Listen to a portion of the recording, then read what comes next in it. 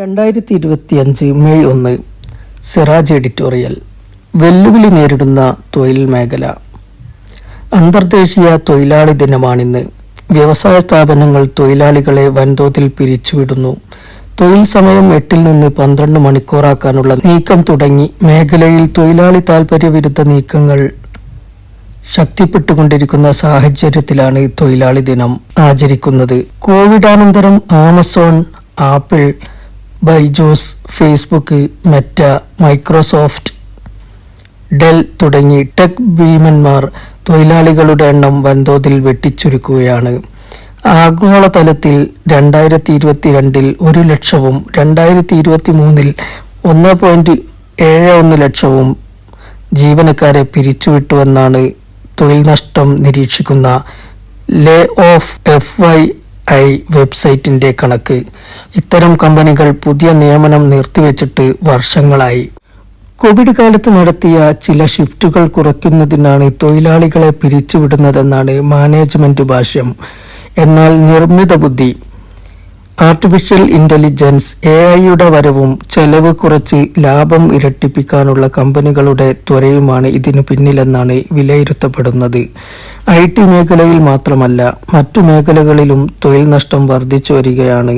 2024 ജൂലൈയിൽ national sample survey office പുറത്തുവിട്ട കണക്ക് പ്രകാരം ഇന്ത്യയിലെ പകുതിയോളം സംസ്ഥാനങ്ങളിലും 3 കേന്ദ്രഭരണ പ്രദേശങ്ങളിലും 7 വർഷത്തിനിടെ ചെറുകിട കമ്പനികൾ, കച്ചവടങ്ങൾ തുടങ്ങി ഔപചാരിക മേഖലയിൽ 6.40 ലക്ഷം തൊഴിൽ നഷ്ടം സംഭവിച്ചു. സാമ്പത്തിക മാന്ദ്യമാണ് പ്രധാന കാരണം. പൊതുവെ സർക്കാർ മേഖലയിൽ ഒഴിച്ച് എവിടെയും ഏതവസരത്തിലും തൊഴിലാളികൾ വഴിയാധാരമാകാമെന്നതാണ് നിലവിലെ അവസ്ഥ. സാങ്കേതിക മേഖലയിലുണ്ടായ വൻ പുരോഗതി തസ്തികകളുടെ എണ്ണത്തിൽ വൻ കുറവ് സൃഷ്ടിച്ചിട്ടുണ്ട്. ആവശ്യമില്ലാതെ തൊഴിലാളികളെ തീറ്റിപ്പോറ്റാൻ ഒരു കമ്പനിയും സന്നദ്ധമാകില്ല. മനുഷ്യൻ ചെയ്യുന്ന ജോലി യന്ത്രങ്ങൾ ചെയ്യാൻ തുടങ്ങിയതോടെ തന്നെ തൊഴിൽ നഷ്ടത്തെക്കുറിച്ച് ഭീതി ഉയർന്നിട്ടുണ്ട്. ബുദ്ധിപരമായ കാര്യങ്ങൾ ഏറ്റെടുത്ത് നിർവഹിക്കുന്ന ആർട്ടിഫിഷ്യൽ ഇന്റലിജൻസിന്റെ വരവ് ഭീതിക്ക് ആക്കം കൂട്ടി. അമേരിക്കയിലെ മക്കിൻസി ഗ്ലോബൽ ഇൻസ്റ്റിറ്റ്യൂട്ട് നടത്തിയ പഠനം കാണിക്കുന്നത് നിർമ്മിത ബുദ്ധി 2030 അമേരിക്കയിൽ മാത്രം 12 ലക്ഷം തൊഴിലുകൾ ഇല്ലാതാക്കുമെന്നാണ്. മറ്റു വികസിത രാജ്യങ്ങളിലും സമാനമായ തൊഴിൽ നഷ്ടങ്ങൾ സൃഷ്ടിക്കും. ഇതിനു പുറമെയാണ് തൊഴിലാളികളുടെ ജോലി സമയം നിലവിലെ 8 മണിക്കൂറിൽ നിന്ന് 12 മണിക്കൂറെങ്കിലുമായി ഉയർത്തണമെന്നാവശ്യപ്പെട്ട് പ്രമുഖ കമ്പനി മേധാവികൾ രംഗത്ത് വന്നുകൊണ്ടിരിക്കുന്നത്. ഇന്ത്യയിൽ 2023 ഒക്ടോബറിൽ ഇൻഫോസിസ് സഹസ്ഥാപകൻ NR നാരായണമൂർത്തിയാണ് ഈയൊരു നിർദ്ദേശം ആദ്യമായി മുന്നോട്ട് വെച്ചത്. വൻ പുരോഗതി കൈവരിച്ച ആഗോള സമ്പദ് വ്യവസ്ഥകളുമായി ഇന്ത്യക്ക് മത്സരിക്കാനാകണമെങ്കിൽ രാജ്യത്തെ യുവാക്കൾ 12 മണിക്കൂർ ജോലി ചെയ്യാൻ മുന്നോട്ട് വരണമെന്നാണ് അദ്ദേഹത്തിന്റെ പക്ഷം. 2ാം ലോക മഹായുദ്ധാനന്തരം തകർച്ചയിൽ നിന്ന് ജപ്പാനും ജർമ്മനിയും കരകയറിയതും മികച്ച സാമ്പത്തിക ശക്തികളായി വളർന്നതും യുവാക്കളുടെ സഹകരണം കൊണ്ടാണെന്നും അവിടങ്ങളിൽ യുവത വേതനവർദ്ധനവില്ലാതെ തന്നെ കൂടുതൽ സമയം ജോലി ചെയ്ത് തങ്ങളുടെ രാഷ്ട്രത്തെ സേവിക്കാൻ സന്നദ്ധത പ്രകടിപ്പിക്കുകയായിരുന്നുവെന്നും അദ്ദേഹം കൂട്ടിച്ചേർത്തു. ചില കമ്പനികൾ തൊഴിൽ സമയം 8 മണിക്കൂറിൽ കൂടുതലായി നിശ്ചയിച്ചിട്ടുണ്ട്. അതിന് സന്നദ്ധമല്ലാത്തവർക്ക് അവിടെ ജോലിയില്ല. തൊഴിൽ സമയം 8 മണിക്കൂറാക്കണമെന്നാവശ്യപ്പെട്ട് അമേരിക്കയിൽ തൊഴിലാളി കൂട്ടായ്മ നടത്തിയ സമരമാണ് അന്താരാഷ്ട്ര തൊഴിലാളി ദിനാചരണത്തിന് വഴിയൊരുക്കിയത്. 8 മണിക്കൂർ ജോലി, 8 മണിക്കൂർ വിശ്രമം, 8 മണിക്കൂർ വിനോദം എന്ന മുദ്രാവാക്യവുമായി 1886 മെയ് 1 ചിക്കാഗോയിലെ ഹേമാർക്കറ്റ് സ്ക്വയറിൽ നടന്ന സമരം അക്രമാസക്തമാകുകയും നിരവധി തൊഴിലാളികൾ കൊല്ലപ്പെടുകയും ചെയ്തു.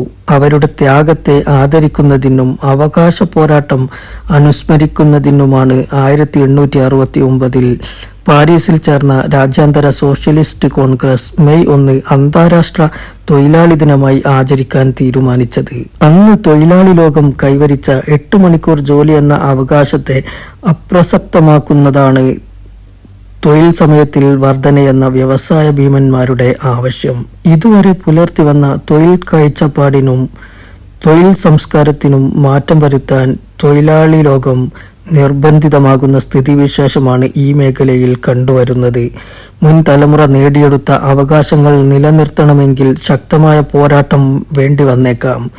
എങ്കിൽ തന്നെയും സോഷ്യലിസ്റ്റ് വ്യവസ്ഥിതി അനുദിനം ശോഷിച്ചു വരികയും മുതലാളിത്ത വ്യവസ്ഥ കൂടുതൽ ആധിപത്യം നേടുകയും ചൈന പോലുള്ള കമ്മ്യൂണിസ്റ്റ് രാജ്യങ്ങൾ പോലും മെല്ലെ മുതലാളിത്ത വ്യവസ്ഥയിലേക്ക് മാറിക്കൊണ്ടിരിക്കുകയും ചെയ്യുന്ന സാഹചര്യത്തിൽ ഈ അവകാശ പോരാട്ടം എത്രത്തോളം ഫലപ്രദമാകുമെന്ന് കണ്ടറിയേണ്ടതുണ്ട്.